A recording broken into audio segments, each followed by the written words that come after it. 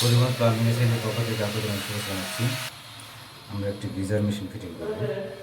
এটা ফলসের ভিতরে আছে আমাদের ওয়ারিং। এগুলো 3-4 সিপিভিসি পাইপ আর একটা থ্রেড পাইপ, এটা ঠান্ডার লাইন। এখানে আমরা অপশন রাখছি, দেখেন এটা হচ্ছে আপনার গরমের জন্য রাখা আছে, আর এটা হচ্ছে ঠান্ডার জন্য। আর এটা হচ্ছে মেশিন,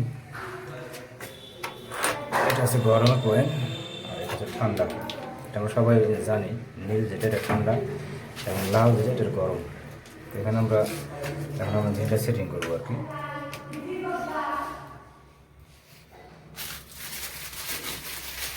এটা হচ্ছে প্রেশার ভালভ। প্রেশার ভালভটা আমরা আগে লাগিয়ে নিব।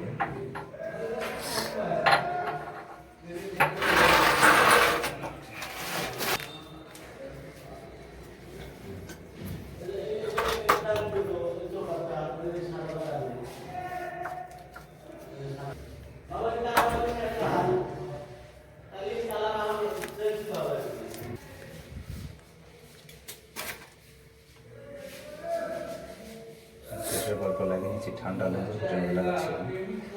অ্যাকচুয়ালি নন রিটার্ন ভালভ এটা।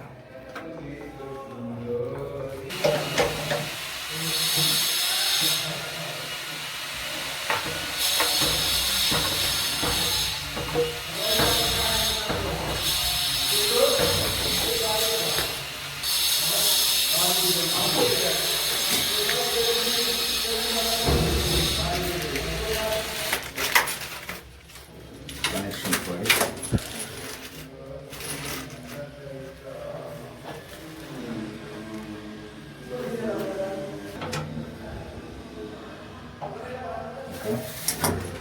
গরমেরটা লাগিয়ে নিই।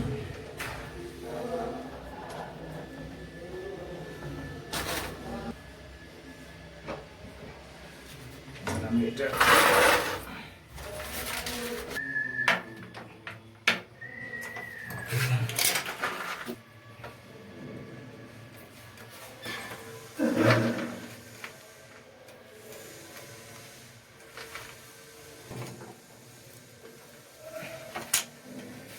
দুটো পয়েন্ট আমার রেডি। এখন আমি লাইনগুলো সরাসরি কানেকশন করবো লাইনের সাথে।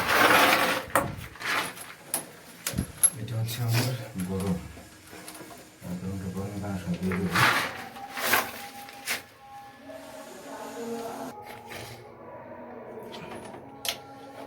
গরম কানেকশন হয়ে গেছে অলরেডি, ঠান্ডাটা দেবো।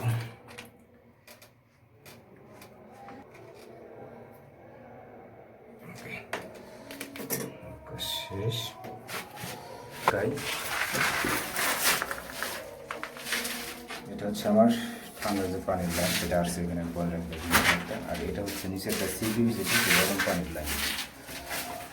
এখান থেকে আমি 1 থেকে 1/2 ইঞ্চি পয়েন্ট বের করছি, করার পরে বলবার দিয়েছি 1 ইঞ্চি। এটা ইনপুটের ঠান্ডার লাইন। এখানে প্রেশার পাল্প দেওয়া আছে এখানে। আর এটা হচ্ছে আপনার গরম পানির লাইন। এখানে কোনো বল বাক আমি ইউজ করি না, সরাসরি দিয়ে দিচ্ছি এখানে।